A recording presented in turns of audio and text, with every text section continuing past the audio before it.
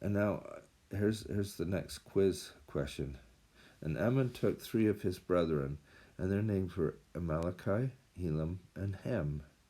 And they went down to the land of Nephi.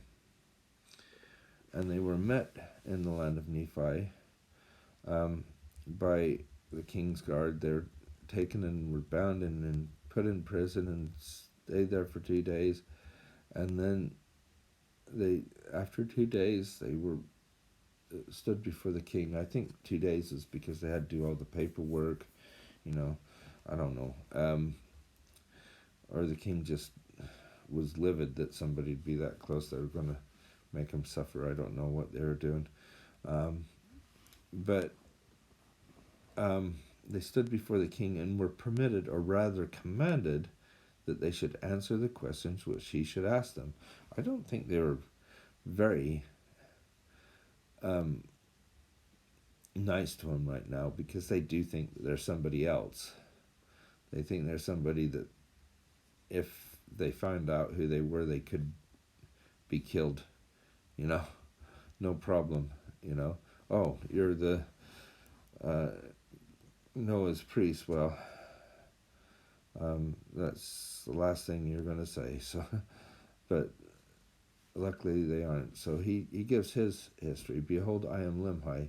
And I like this because there's 2 things I've noticed here in this reading today.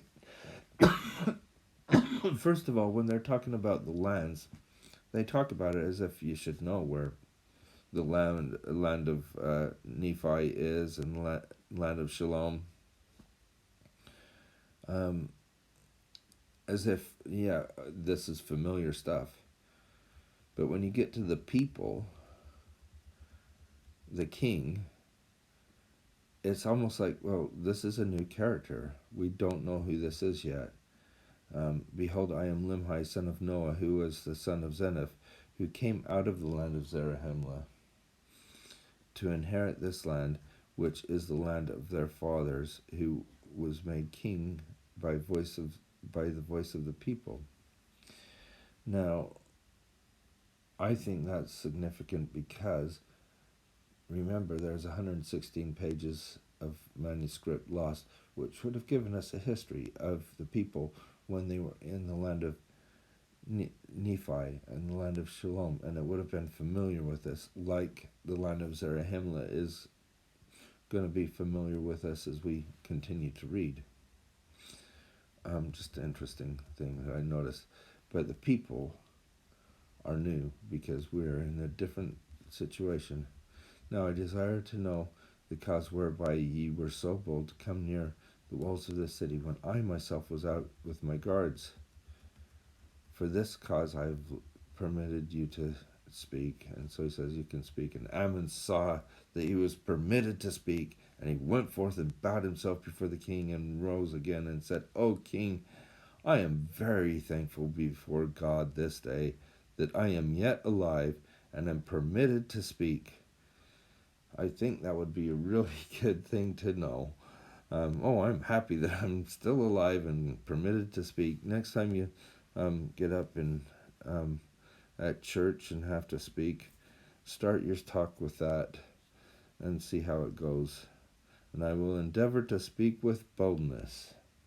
I love that. I'm assured that if you had known who I was, known me, I would not have suffered that. I should have worn these bands. For I am Ammon, and am this descendant of Zarahemla, and have come up out of the land of Zarahemla to inquire concerning the brethren of whom Zeniff brought up out of that land. Now it came to pass that after Limhi had heard these words, he was glad and said, I know of a surety that my brethren who were in the land of Zarahemla are yet alive. So they also were wondering the same thing. They probably even heard of rumors of wars, because there was wars with the Lamanites at that time. And I will cause my people to rejoice also. Behold, we are in bondage to the Lamanites, and are taxed with a tax which is grievous to be borne. And now, behold, our brethren will deliver us out of bondage in the hands of the Lamanites, and we will be their slaves. For it is better that we be slaves to the Nephites than pay tribute to the king of the Lamanites. I think that's significant. And the king commanded their guards to not bind the people, and the rest of the brethren that was north of Shalom came down to the city to eat and drink, and they had suffered hunger, thirst, and fatigue. Now it came to pass on the morrow, King Limhi sent a proclamation to his people, thereby that they might gather themselves together to the temple to hear the words which he should speak unto them. Now I'm hoping I've got enough time. I know I shouldn't do this because I'm running out of time. But I wanted to do something that I just noticed today, I think, is there's two Ammons in the Book of Mormon. There's this Ammon that comes down to the people to see what happened to the people that went to the land of Nephi. And he becomes pivotal to deliver them out of bondage, and they were willing to go and be the slaves of the Nephites. Well, the other Ammon, which is a generation apart, which is King Mosiah's own son.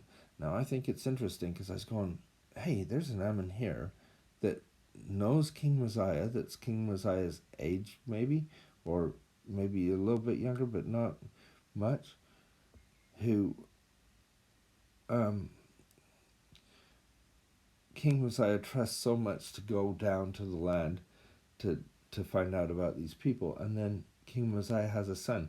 Where did King Mosiah's son Ammon get his name? I would, I would speculate, this is speculation, that was tied together, that Ammon was probably named after Ammon.